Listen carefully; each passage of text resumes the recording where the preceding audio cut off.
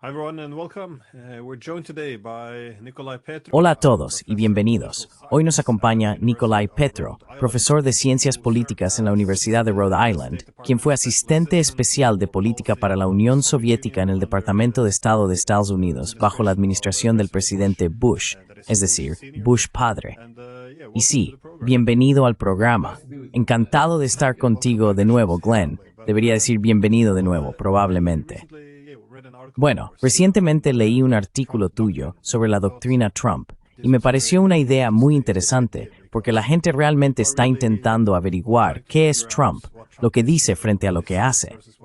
Y sí, pensé que tal vez podrías empezar explicando esa doctrina Trump para ayudarnos a entender al menos cómo ves tú sus objetivos de política exterior y también cómo logra estos objetivos.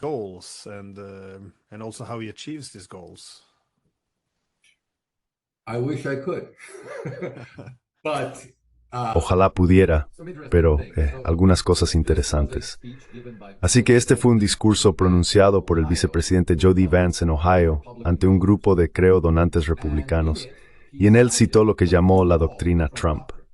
Ahora bien, me sorprendió que no se haya comentado mucho desde entonces. En otras palabras, estaba hablando con algunos colegas en Internet y no habían oído hablar de ello, ni lo habían visto discutido mucho. No lo he visto debatido aparte de la primera mención de la descripción de lo que dijo el vicepresidente Vance. Así que no ha recibido la atención que normalmente recibe este tipo de declaración por parte de un alto cargo, diciendo, bueno, esta es nuestra doctrina, quiero que todos la conozcan. No ha recibido esa atención. Y una de las razones puede ser que está mal nombrada. No es una doctrina.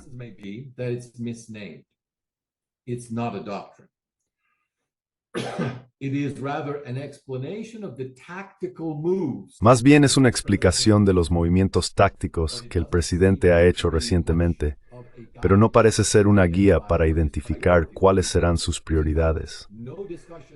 De hecho, en los 3 puntos que expuso no hay ninguna discusión que describa lo que yo llamaría el enfoque que Trump utiliza personalmente al tomar una decisión sobre qué hacer. No se habla de ideales, ni de una visión del mundo, ni de alianzas clave o enemigos clave, ni de los objetivos estratégicos de Estados Unidos. Así que hay muy poco en lo que basarse, salvo los 3 puntos que mencionó, que casi podrían describirse como una ocurrencia tardía. Ahora que hemos hecho esto, intentemos averiguar y explicar a los demás lo que hicimos.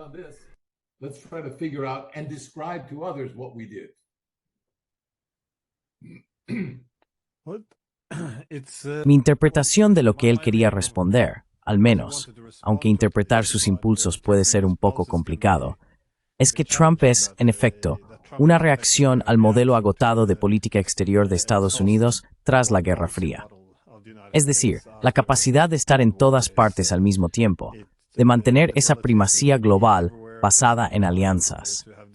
Así que parece que está más interesado en obtener un mayor retorno de la inversión del imperio, por así decirlo. Quiere que los aliados paguen por su seguridad o por el privilegio de ser defendidos. No quiere enfrentarse a todas las grandes potencias al mismo tiempo, especialmente en la medida en que están siendo empujadas a unirse. Le preocupa que todos estos compromisos estén sobrecargando a Estados Unidos y, por supuesto, que estén llevando al país hacia la bancarrota. El modelo globalista ha desindustrializado a Estados Unidos y debilitado el sentido de identidad nacional. Así que parece, algunos lo llaman un Samuel Huntington, pero parece que está pensando en algo en la línea de Samuel Huntington.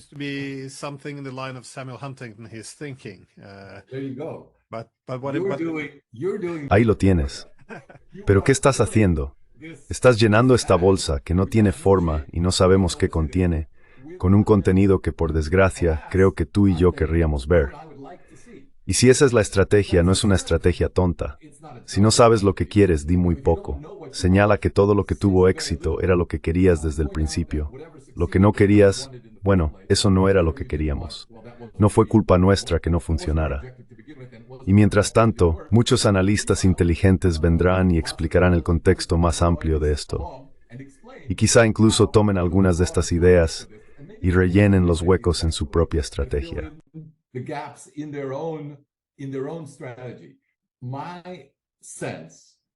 Mi impresión es que cuando veo algo descrito como una doctrina o una estrategia, busco conexiones con una visión, algo así como esto es lo que hicimos. Y al hacerlo, teníamos este objetivo a largo plazo y estamos llegando a él a través de estos pasos. Algo en esa línea. Nada de eso está en esta breve descripción, que solo para recordar a los lectores dice que debe haber tres cosas. Primero, debe estipularse un interés estadounidense claro. En segundo lugar, debe haber una diplomacia agresiva. Y en tercer lugar, debe implicar su apoyo militar Unidas, para evitar la diplomacia agresiva no te funciona.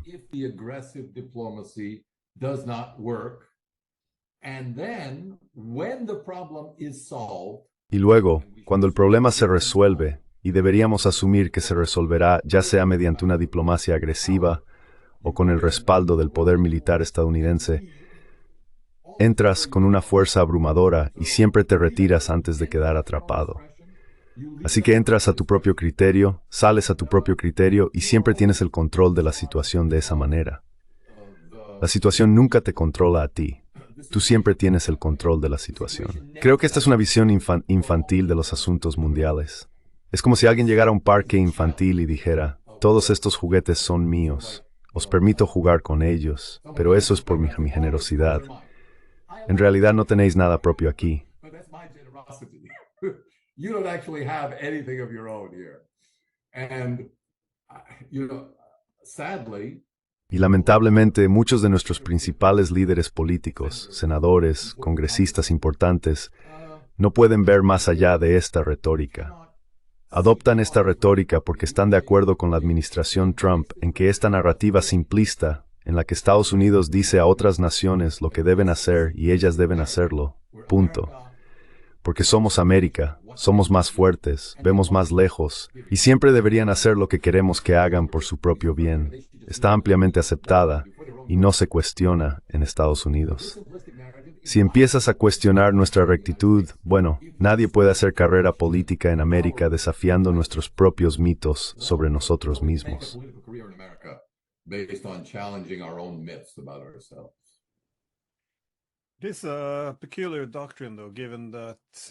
Es una doctrina peculiar, sin embargo, dado que su retórica inicial, especialmente durante la campaña, era que Estados Unidos debía adoptar una posición más modesta en el sistema internacional. Pero lo que describes es un enfoque muy hegemónico, es decir, vamos a imponer nuestra voluntad, intentaremos la vía diplomática de manera agresiva, y si no funciona, recurriremos a la militar. Pero esto realmente no refleja un sistema internacional que se está descentralizando y volviendo más multipolar. Has expuesto estos pasos que se identificaron, pero hay mucho que analizar ahí. Si empezamos por el primero que mencionaste, es decir, primero articular este claro interés estadounidense, supongo que gran parte de esto se engloba bajo el lema Estados Unidos primero. Pero ¿cuáles son exactamente esos intereses estadounidenses?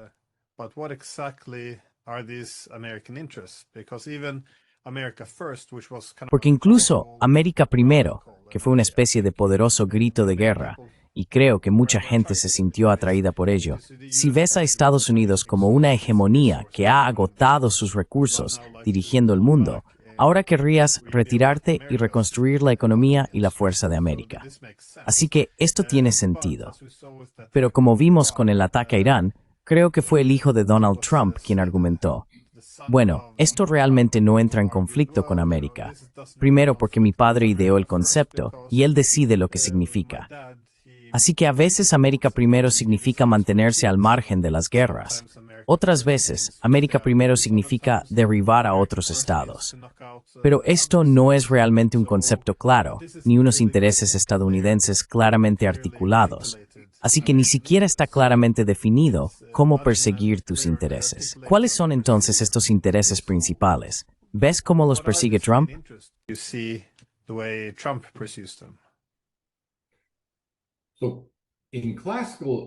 Así que en el pensamiento clásico de política exterior, el pensamiento realista de política exterior, si quieres tener objetivos claros, que se comuniquen de manera clara a tus interlocutores, las personas con las que intentas interactuar, ya sea para conseguir algo o para apoyar algo que están haciendo. or to support something that they're doing.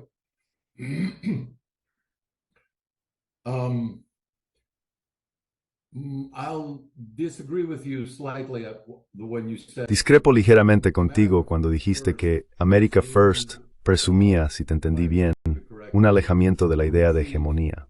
from the idea of hegemony. Or at least prioritizing O al security. menos priorizando la seguridad de los aliados. Este tipo de fortalecimiento de los aliados, supongo. En los primeros años de la Guerra Fría, básicamente, Estados Unidos concedió muchos acuerdos comerciales favorables a los europeos y a otros estados en primera línea para asegurarse de que Alemania Occidental fuera la buena Alemania, que Taiwán fuera la buena China, que Corea del Sur fuera la buena Corea.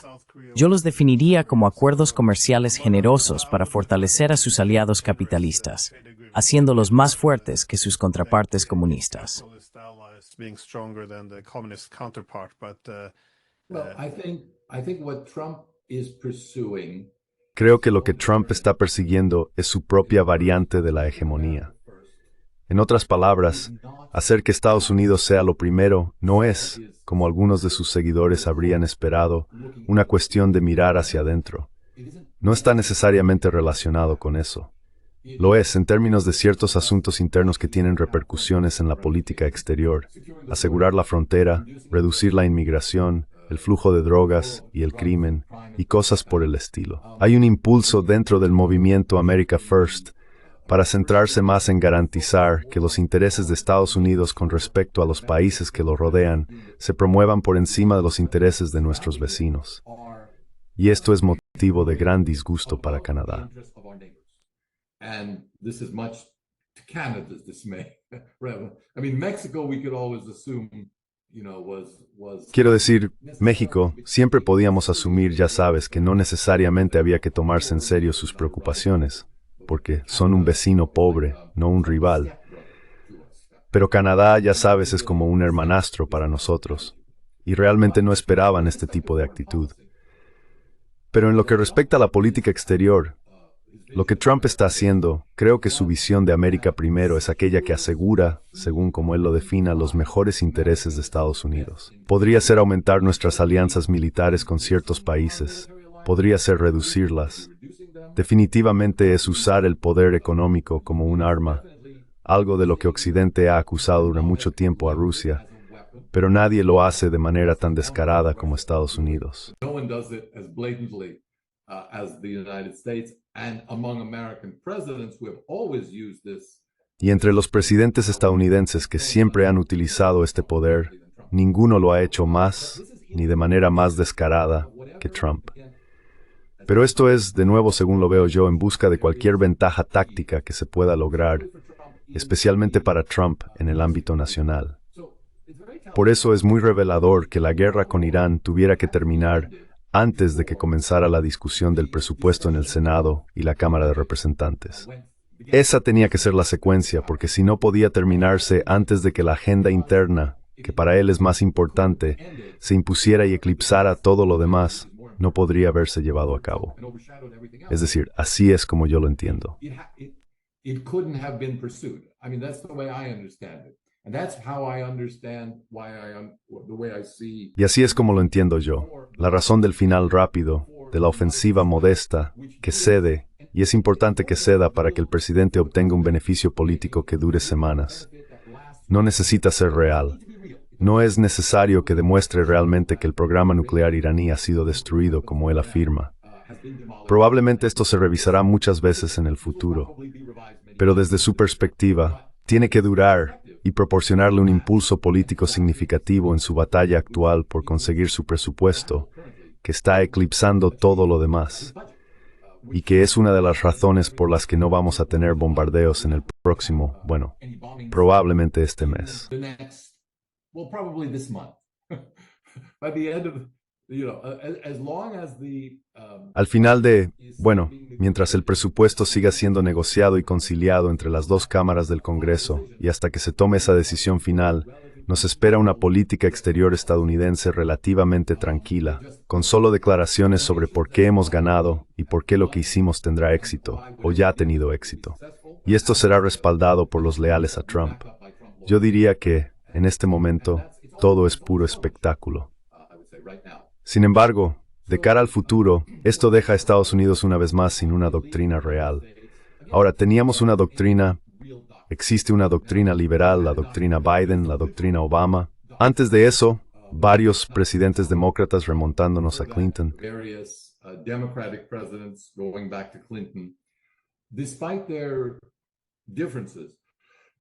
A pesar de sus diferencias, todos coincidieron en que existía un orden mundial liberal en el que Estados Unidos tenía un interés particular en expandir y promover.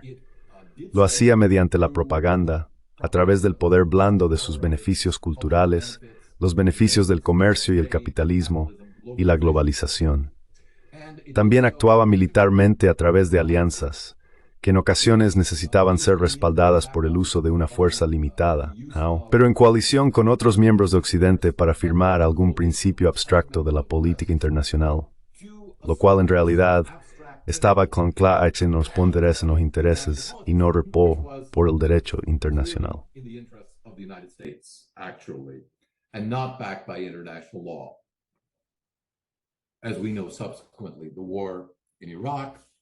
Como sabemos, posteriormente la guerra en Irak, la guerra en Afganistán, probablemente gran parte de la guerra contra el terrorismo que se llevó a cabo ilegalmente, y ahora la guerra en Irán, así como el bombardeo de Yugoslavia.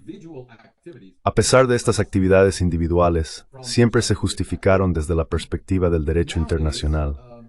Hoy en día, la retórica ha cambiado de modo que la administración Trump sostiene que en realidad no nos preocupa tanto el derecho internacional. Ni siquiera estamos seguros de que valga el papel en el que está escrito. Lo que sí es crucial es el poder estadounidense, y necesitamos ejercer ese poder para recordar a otras naciones sus obligaciones de mantener el orden que el poder estadounidense ha creado.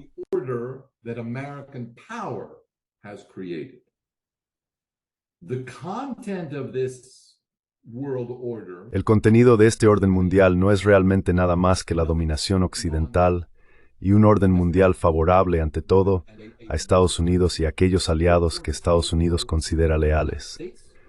No hay nada más. No existe un derecho internacional más allá de eso, ni un orden internacional más allá de eso. Si tuviera que apostar, diría que ahí es donde estamos ahora mismo. Es la revelación de los aspectos más duros, el lado más duro de lo que siempre fue la política exterior estadounidense, al menos claramente desde la Segunda Guerra Mundial, desde el final de la Segunda Guerra Mundial, pero que se ha disfrazado con una retórica liberal. Es probable que continúe. Ese disfraz de retórica liberal es algo que probablemente volverá después de la era Trump.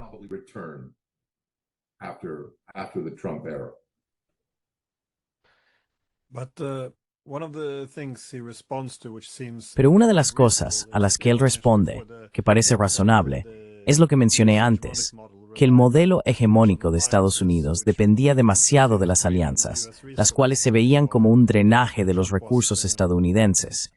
Por eso Trump fue bastante hostil y se retiró del acuerdo transpacífico del NAFTA, cosas que situaban a Estados Unidos en un papel de liderazgo, pero que también se percibían como aliados que drenaban los recursos de Estados Unidos.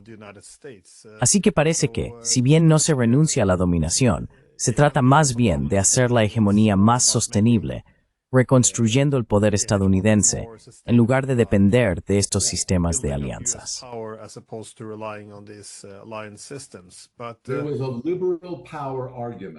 Hubo una discusión sobre el poder liberal.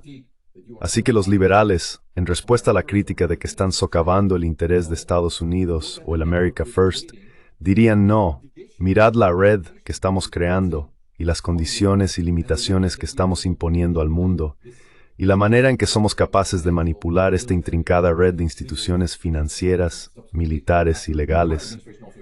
Y posteriormente, tras la administración Carter, también organizaciones de derechos humanos y ONG, en nuestro beneficio a largo plazo. El desacuerdo ahí no era sobre tácticas, el desacuerdo era sobre la visión final.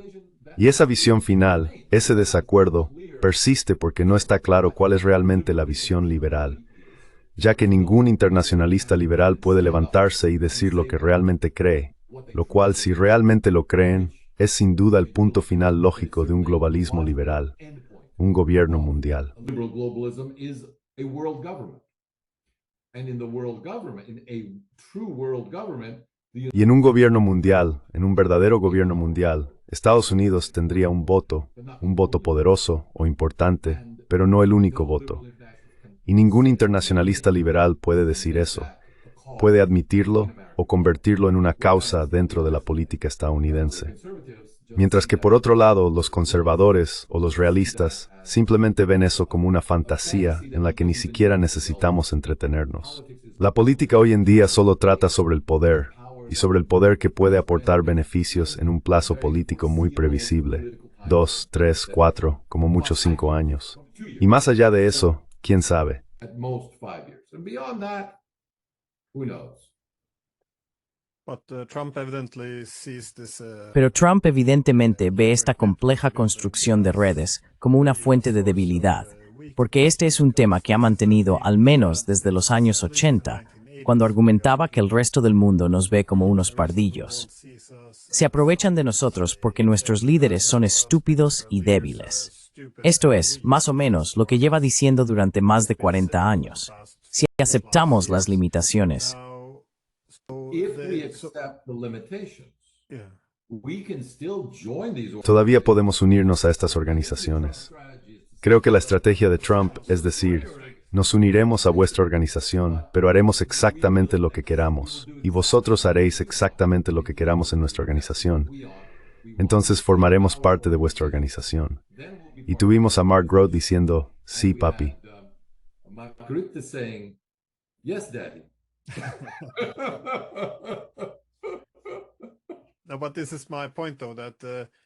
pero este es mi punto.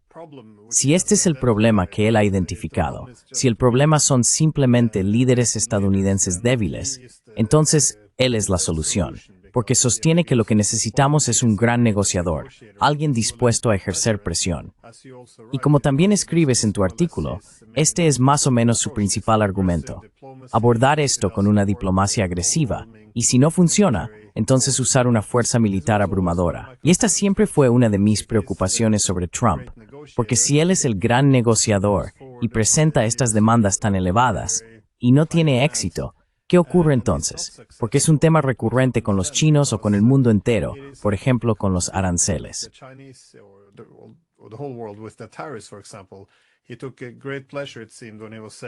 Parecía que le daba mucho placer cuando decía que, ya sabes, había puesto aranceles a todo el mundo. Ahora todos le llaman, intentando conseguir un acuerdo con nosotros. Así que, de alguna manera, todo el mundo está corriendo hacia América ahora, haciendo todo lo posible por aceptar cualquier cosa que él diga. Por supuesto, no resultó así. Y esta es una de las frustraciones con China, que parecen estar cómodos esperando al margen a que Estados Unidos acuda a ellos en su lugar. Y ocurre lo mismo con los rusos. La idea de que, bueno, ofreceremos un alto el fuego y ya está, y los rusos vendrán a nosotros. Pero para los rusos, esto lo vieron, o lo ven, como una amenaza existencial, así que tienen un margen de maniobra limitado. ¿Qué ocurre entonces cuando no consiguen su acuerdo? There's two categories of countries. Hay dos categorías de países que no son susceptibles por diferentes razones a los halagos del farol de Trump. El farol de que os destruiremos económicamente, militarmente, quedaréis aislados, no seréis nada si no hacéis lo que decimos. Y estos dos, uno de ellos es reconocido indirectamente por Vance y el otro no, se encuentran en extremos opuestos. Por un lado están las potencias nucleares, porque no se les puede engañar. La diferencia de poder en el ámbito nuclear no es lo suficientemente grande. El uso de tan solo un arma nuclear de las pocas que, por ejemplo, suponemos que tiene Corea del Norte, acabaría con ese tabú. Y eso no es algo que la administración Trump estaría dispuesta a contemplar. The Trump administration would be willing to countenance. And there's nothing they can do to respond to that. Y no hay nada que puedan hacer para responder a eso. No pueden, en represalia por una sola bomba nuclear utilizada por Corea del Norte, arrasar completamente Corea del Norte. Quiero decir, eso sería claramente una respuesta inhumana. Así que, por otro lado, creo que hay que pensar en otra forma de tratar con potencias nucleares o con potencias que tienen el control de algún recurso esencial necesario para Occidente.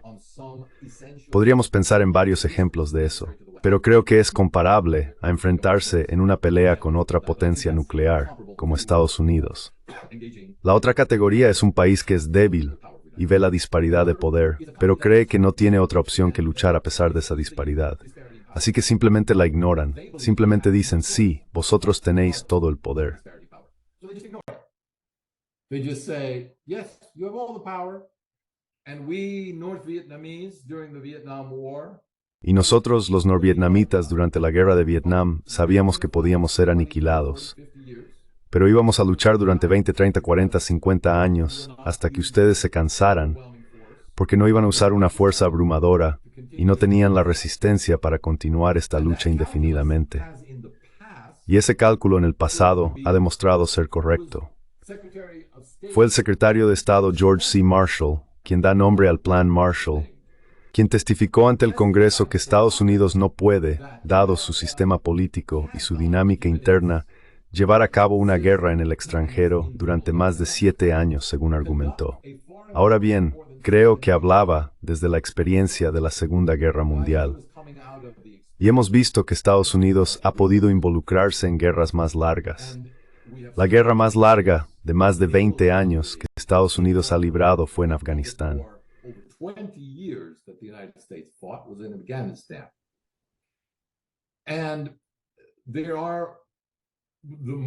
Y las guerras modernas, como vemos, pueden llevarse a cabo sin involucrar a grandes grupos de la población. Hay profesionales, quizá podríamos llamarlos casi mercenarios domésticos, que forman una casta profesional enviada a la guerra. La economía, si es necesario, una parte significativa de ella, pero no una parte que perjudique al resto de la economía, se dedica a mantener esos recursos disponibles. Y por supuesto, se crea una cultura pro-militar para asegurar que estas personas y sus familias sean valoradas por sus esfuerzos en nombre de la élite nacional. Pero ese tipo de guerra, al parecer, puede llevarse a cabo indefinidamente, o al menos durante décadas. Como dijo Medinsky, el principal negociador ruso en Turquía con Ucrania, en la última reunión, Pedro el Grande llevó a cabo la Gran Guerra del Norte durante 21 años.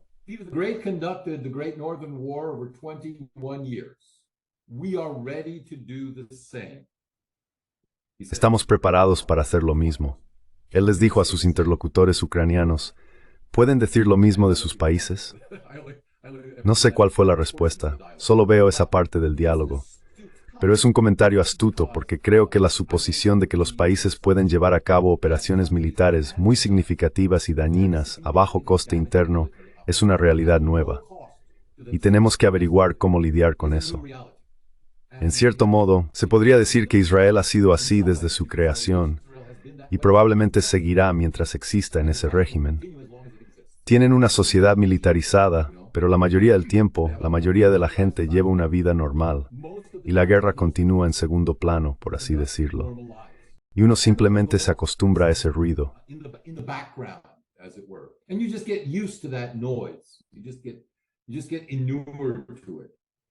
Simplemente te acostumbras.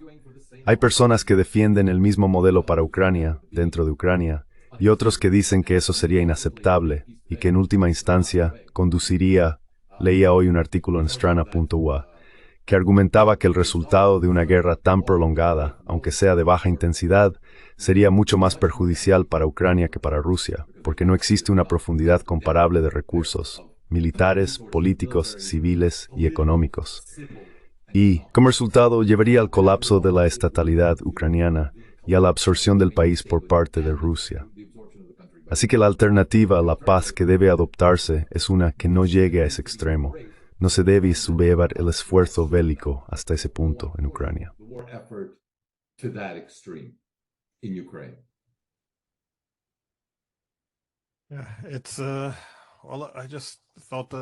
Solo pensé que el último paso de esto, tú describiste la doctrina Trump, era, después de usar la fuerza, salir de allí lo más rápido posible. Pensé que esta suposición sobre el control de la escalada podría ser otro fallo en esta doctrina, porque tengo la sensación de que él podría no ser capaz de salir de estas guerras en las que se ha involucrado, como por ejemplo la guerra contra Irán, que en realidad no ha terminado. Exacto. Sí, eso está por verse. Right. But yeah, that remains to be seen. Well, the question is, there's Y la cuestión es que aquí hay un gran riesgo. countries Mencioné los dos países en los que no quieres involucrarte, en los que creo que este enfoque fracasaría. the countries in Los países intermedios son susceptibles porque tienen tantas interconexiones con la red estadounidense, el actual orden mundial occidental, que para ellos es una transacción. Perderé algo, pero también ganaré algo. Y con suerte podemos llegar a un acuerdo que no nos perjudique tanto como convertirnos en enemigos de Estados Unidos. that won't be as damaging to us as making an enemy of the United States. But the problem is, as soon as the Pero el problema es que, en cuanto el primer país importante que no sea una potencia nuclear ni un enemigo claro desafíe el farol de Estados Unidos, y Estados Unidos no cumpla con la, entre comillas, opción nuclear, no en el sentido literal de nuclear, sino en el sentido de devastar su economía y sus lazos políticos, porque se opusieron a alcanzar un acuerdo arancelario aceptable. En cuanto ese farol sea descubierto, creo que tienes una carta que ya no se puede jugar. Es como en un juego de cartas. Hay ciertos tipos de juegos en los que escondes tu carta de triunfo, pero una vez que la juegas, todos saben cuál es y ya no puedes volver a usarla. Solo puedes usarla para ese argumento, para esa ronda. one argument for that one round, because everyone will now know how to rearrange their cards. Porque ahora todo el mundo sabrá cómo reorganizar sus cartas para no sucumbir a esa única ventaja que tienes. Así que mi punto es que es una estrategia muy arriesgada, de alto riesgo, que probablemente fracasará en algún momento. Es interesante que Canadá esté realmente desafiando la premisa, y creo que no sin razón, porque podría haber una reacción negativa en Estados Unidos entre un gran grupo de personas que no pueden pensar en los canadienses como algo distinto a nosotros. Hablan el idioma y pueden aparecer en la televisión estadounidense y defenderse en un inglés perfecto, a diferencia de la mayoría del resto del mundo. Esa es una situación muy peligrosa para este enfoque de la política exterior. For this approach on foreign policy. So, but on the other hand, we can never Pero, por otro lado, nunca podemos subestimar la capacidad del gobierno en el poder para controlar el relato, especialmente en Estados Unidos. Esto se ha demostrado una y otra vez a lo largo de muchas guerras, donde los medios de comunicación tradicionales adoptan inicialmente la versión del gobierno como si fuera la verdad absoluta. Hay que insistir y demostrarles de manera constante que les están mintiendo antes de que se permitan cuestionarlo, porque su instinto natural, el instinto natural de los medios tradicionales en Estados Unidos, es respaldar y apoyar al gobierno porque es una democracia, nuestra democracia. Cuando yo como periodista apoyo al gobierno, estoy apoyando la democracia en su máxima expresión. Eso es un bien aún mayor para la nación que mis desacuerdos con esta o aquella persona. My disagreements with this or that president. Well, Professor Petro, thank you. Bueno, profesor Petro, gracias por su tiempo, amigo. Le agradezco la oportunidad de conocer su opinión. Así que, sí, gracias por su perspectiva. Y para cualquiera que no haya leído la doctrina Trump, le aconsejo que le eche un vistazo. Sí, me hizo reflexionar durante un tiempo. Así que de nuevo, gracias. It was on the realist. Fue en Realist Review, el Substack de James Carden. Sí, gracias. Thank you.